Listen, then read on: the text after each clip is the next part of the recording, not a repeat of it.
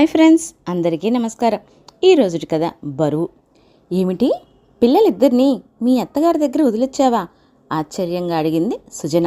నవ్వుతూ తలూపింది వనజ. ఒక్కరోజు అత్తగారి దగ్గర పిల్లవాడిని వదిలేస్తే మరుసటి రోజు తను వెళ్ళేసరికి తన ఇంట్లో కనిపించే దృశ్యం గుర్తుకొచ్చింది సుజనకి. ఇంటి నిండా తినిపడేసిన కుర్కురే ప్యాకెట్లు, ఐస్ క్రీం కప్పులు, చాక్లెట్ రేపర్సు, మ్యాగీ ప్యాకెట్లు, ఇంకా అలాంటి చెత్త చెదారం. ఇదేమని అడిగితే నువ్వెలాగూ తిననివ్వవు, పోనీలే ఒక్కరోజే కదా అని దీర్ఘం తీస్తుంది అత్తగారు. పోనీ సరిపెట్టుకుందామనుకుంటే నానమ్మకు నేనంటే చాలా ఇష్టం, అందుకే నాకిష్టమైనవి కొంటుంది, నువ్వెప్పుడూ కొనవు, నువ్వు బ్యాడ్ అంటూ కొడుకు మాటలు. పిచ్చెక్కిపోతుంటుంది సుజనకు. కొడుక్కి ఏదైనా కాస్త బుద్ధి చెప్పబోయేసరికి అత్తగారు అడ్డం పడిపోతుంటారు. పోనీలే, చిన్నపిల్లవాడు, పెద్దయ్యాక వాడికే తెలుస్తుందిలే అంటూ. అది వాడి మీద ప్రేమో లేక తనను సాధించడమో ఇప్పటికీ అర్థం కాదు సుజనకు. పోనీ పిల్లవాడిని తనతో తీసుకుపోదామంటే ఎల్కేజీ యూకేజీలకే క్లాసులు పోతున్నాయి, ఇలాగైతే కష్టమంటూ టీచర్ల గొడవ. అలాగని ఏ ఫంక్షన్లకు వెళ్ళకుంటే ఒక చిన్న ఫంక్షన్కు వెళ్ళలేకపోతే ఈ జీవితం ఎందుకు? నిరాశ, నిస్పృహలు. ఈ బాధలు పడలేక ఉన్న ఆ ఒక్కడిని ఈ మధ్యనే హాస్టల్లో జాయిన్ చేసింది. భర్తకు ఇష్టం లేకపోయినా కూడా. ఒక్కొక్కసారి అనిపిస్తూ ఉంటుంది, చదువు మధ్యలో మానేసి పెళ్లి చేసుకొని జీవితంలో ఏమి సాధించింది తను? ఏది చేయబోయినా ఇంట్లో అత్తగారి అడ్డం, పోనీలెద్దు పెద్దావిడ అంటూ భర్త వత్తాసు. ఏమిటో ఈ జీవితం, ఏదో అసంతృప్తి.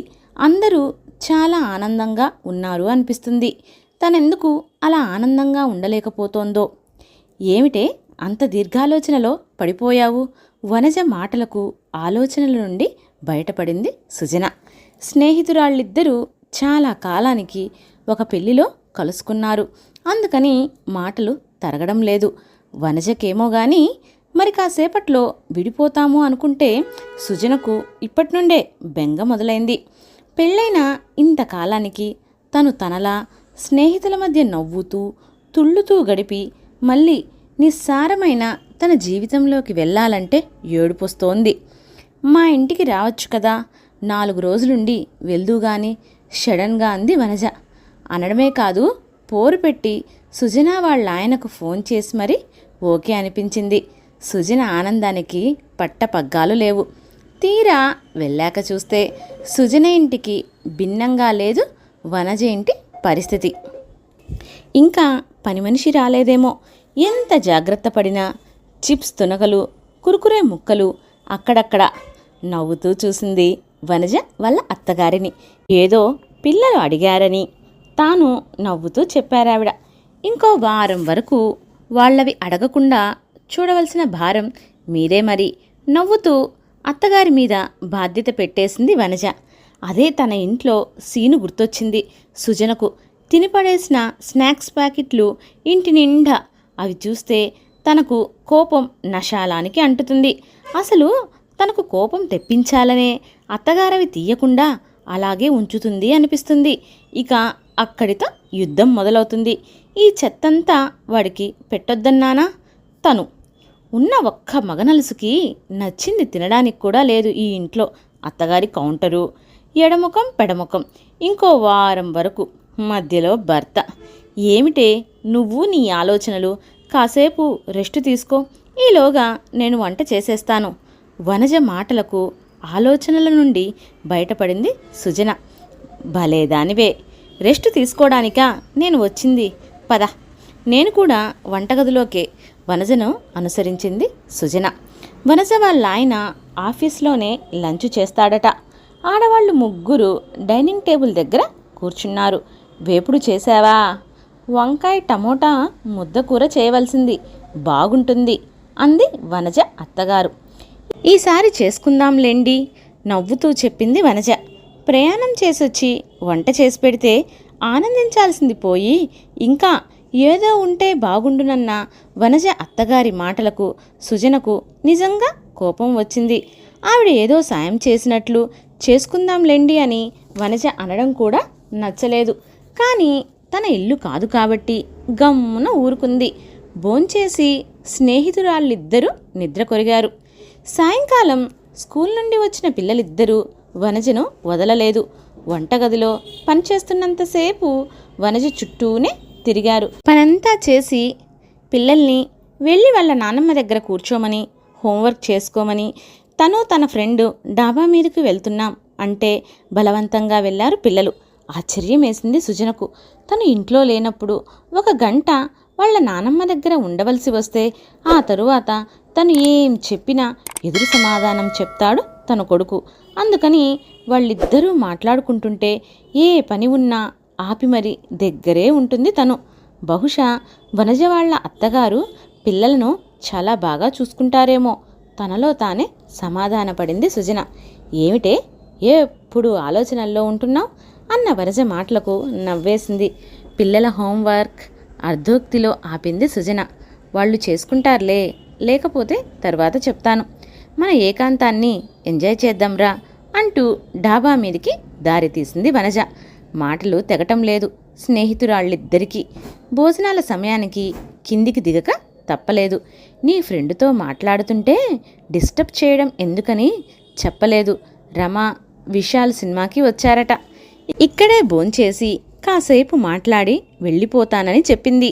చావు కబురు చల్లగా చెప్పారు వనజ అత్తగారు. రమ వనజ ఆడపడుచు, విశాల్ ఆవిడ భర్త. ఈ మధ్యనే పెళ్ళైంది వాళ్లకు. దగ్గరలోనే ఉంటారు. భోజనానికి వస్తానన్న వాళ్ళు ముందే చెప్తే అందరితో పాటు వంట చేసేది కదా. పోనీ కనీసం వాళ్ళు చెప్పినప్పుడైనా ఈవిడ చెప్పి ఉంటే ఈసరికి వనజ వంట చేసేది కదా. ఉసూరుమంటూ ఇప్పుడు 8 గంటలకి మళ్ళీ వంట చేయాలా వాళ్ల కోసం?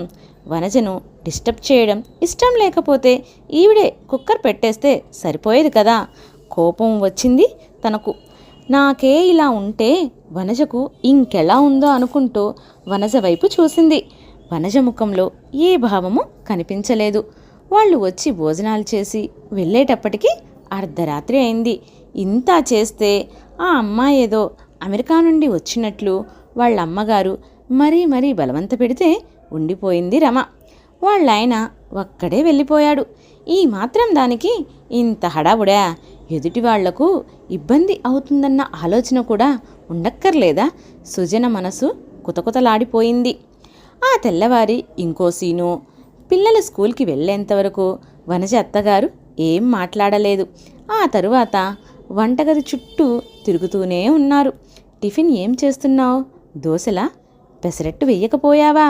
రమకి ఇష్టం. పాపం అదక్కడ ఏం చేసుకుంటుందో లేదో. వీలైతే కొంచెం శనగ పలుకుల పచ్చడి చేయరాదు? పెసరట్టుతో బాగుంటుంది. ఇలా కూతురి ఇష్టాల గురించి చెప్తూనే ఉన్నారు. ఇంకా ఆ కూతురు లేవనే లేయలేదు. కూతుర్ని లేపి వదినకు సాయం చెయ్యి అనొచ్చు కదా. సుజనకు మండిపోతుంది. తన ఇంట్లోనూ ఇదే తంతు.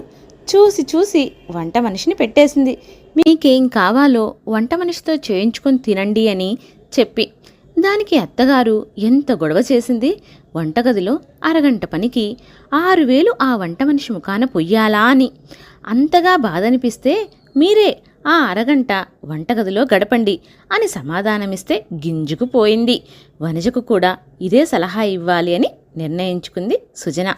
వనజ వంటగదిలో నానా హైరానా పడుతుంటే వాళ్ళాయన రఘు గది నుండి బయటికే రాలేదు. వనజే మధ్యలో కాఫీ, ఆ తరువాత టిఫిన్ తీసుకెళ్ళి గదిలో కాసేపు ఉండి వస్తుంది. గదిలో ఆ మహానుభావుడి అవసరాలు ఏవి తీరుస్తుందో మరి. గదిలోకి తెప్పించుకోకపోతే వచ్చి డైనింగ్ టేబుల్ దగ్గర తినొచ్చు కదా. ఇదేమన్నా రూమ్ సర్వీసా? బయటకొస్తే భార్య ఎంత కష్టపడుతుందో తెలుస్తుంది కదా. అబ్బే అంత పాట. వీళ్ళ అవసరాలు తీరితే చాలు, ఇంకేమీ పట్టించుకోరు. పళ్ళు పటపటా కొరుకుతుంది సుజన. భోజనాల వేళ ఇంకో సీను. కూతురేదో చంద్రమండలం నుంచి దిగొచ్చినట్టు వాళ్ళ అమ్మగారు చేసిన హడావిడి అంతా ఇంతా కాదు. ఇది వేసుకో, అది వేసుకో, అక్కడ వండుకుంటున్నావో లేదో వదిన బాగా చేస్తుంది, ఇంకొంచెం వేసుకో, ఓ 2 రకాల కూరలు చేయించి పట్టుకెళ్ళరాదు, ఫ్రిడ్జ్లో పెట్టుకుంటే 4 పూటలు వస్తాయి అని తెగ గారాబం చేస్తుంది ముసల్ది. చేయించి ఎవడిస్తాడు? ఈవిడ కూతురులాంటిది కాదా కోడలు? కోడలితో ఎంత పనైనా చేయించవచ్చా? మండిపోయింది సుజనకు. సాయంకాలం రఘు తొందరగా వచ్చేశాడు. కాఫీ పట్టుకొని గదిలోకి వెళ్ళింది వనజ. బజ్జీలు వెయ్యమంటాను వదినను, నీకిష్టం కదా. జంతికలు కూడా కొద్దిగా చేయమంటాను. ఇంటికి తీసుకెళ్ళు, 4 రోజులు తినొచ్చు కూతురికి చెప్తూ వాళ్ళత్తగారు హడాబుడి పడిపోతున్నారు. ఆ మాటలు విన్న సుజనకు ఆ బజ్జీలో జంతికలో మీరిద్దరూ కలిసి చెయ్యొచ్చు కదా, ఖాళీగానే ఉన్నారు కదా అనెయ్యాలన్నంత చిరాకు వేసింది. ఏదో ఫ్రెండ్తో 2 రోజులు గడిపితే ఇంట్లో గొడవలు మర్చిపోతానని వస్తే రామేశ్వరం వెళ్ళినా శనేశ్వరం వదలలేదు అన్నట్టుగా ఇక్కడ అత్తగారి ఆరళ్లే. ఎక్కడైనా కోడలతో చాకరీ చేయించడమే. ఈ కోడళ్ళ జీవితాలు ఎప్పుడు బాగుపడతాయో. ఇంకెందుకు ఇక్కడ, మా ఇంటికి పోతాను ఉక్రోషంగా అనుకుంటూ వనజకు చెబుదామని వనజ వాళ్ళాయన గదిలో ఉన్నారన్న సంగతి మర్చిపోయి దగ్గరగా ఉన్న తలుపులు తెరిచి గదిలోకి వెళ్ళబోయి లోపల వాళ్ళిద్దరినీ చూసి చప్పుడు కాకుండా తలుపులు దగ్గరకు వేసి వెనుదిరిగింది సుజన. 4 రోజులు నాతో గడుపుదామని వచ్చి అప్పుడే తిరుగు ప్రయాణం అంటున్నావేమిటి? ఏమైందే నీకు? లాలనగా అడిగింది వనజ. ఏముందే, అక్కడికి ఇక్కడికి తేడా ఏమీ లేదు నీరసంగా అంది సుజన. తేడా ఏమీ లేదా? కొంటెగా అడిగింది వనజ. గదిలో తాను వాళ్ళిద్దరినీ చూసినట్టు వనజ గ్రహించిందా ఏమిటి? బిత్తరపోయింది సుజన. చెప్పవే మరింత కొంటెదనంతో అడిగింది వనజ. వాళ్ళాయన దగ్గరకు తీసుకుంటే గారాలు పోతుంది వనజ. ఆ విషయం తను చూశానని ఎలా చెప్తుంది వనజతో? డైలమాలో పడింది సుజన. చెప్పవే రెట్టించింది వనజ.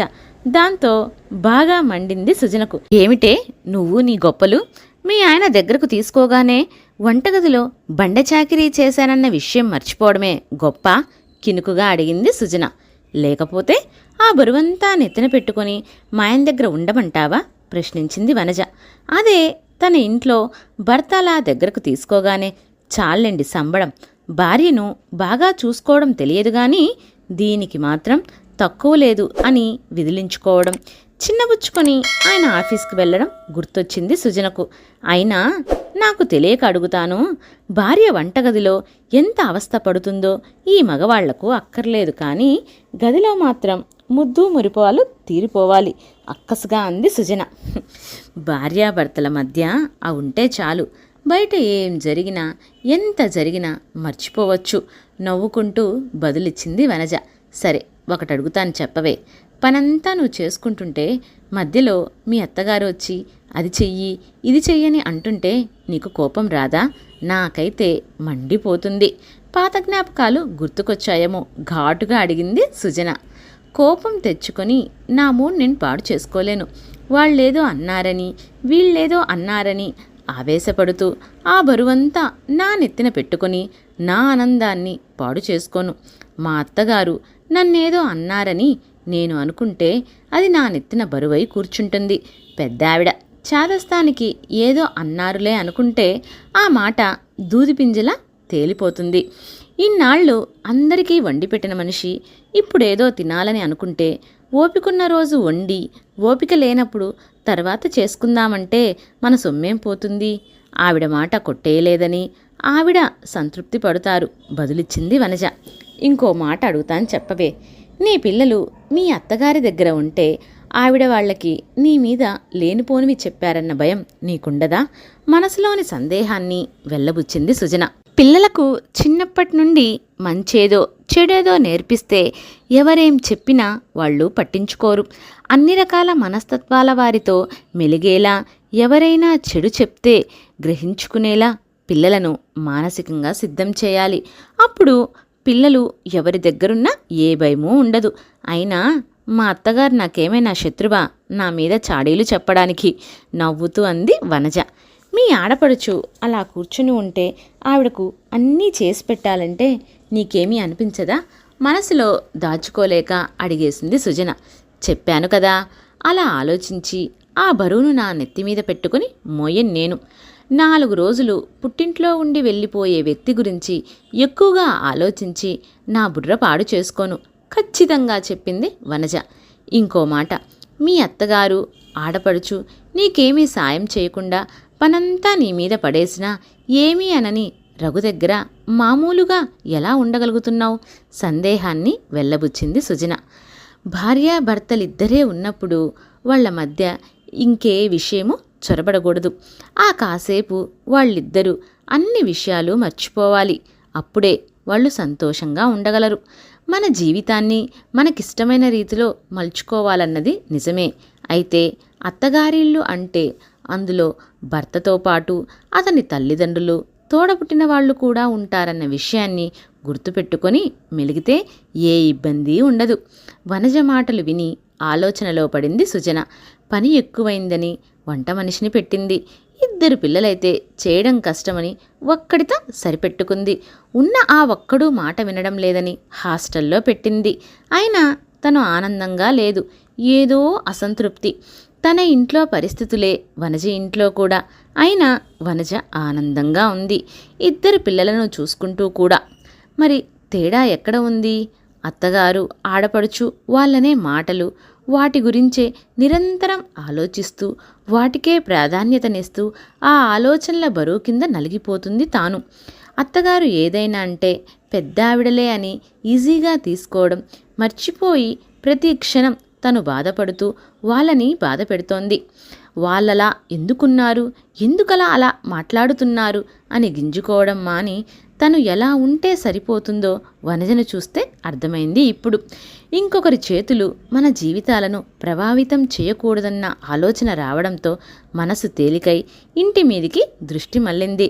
ఇంకోసారి మళ్ళీ వస్తానులేవే, ఈరోజు మా ఇంటికి వెళ్ళిపోతాను, శాంతించిన మనసుతో బ్యాగు చేతిలోకి తీసుకుంటూ చెప్పింది సుజన.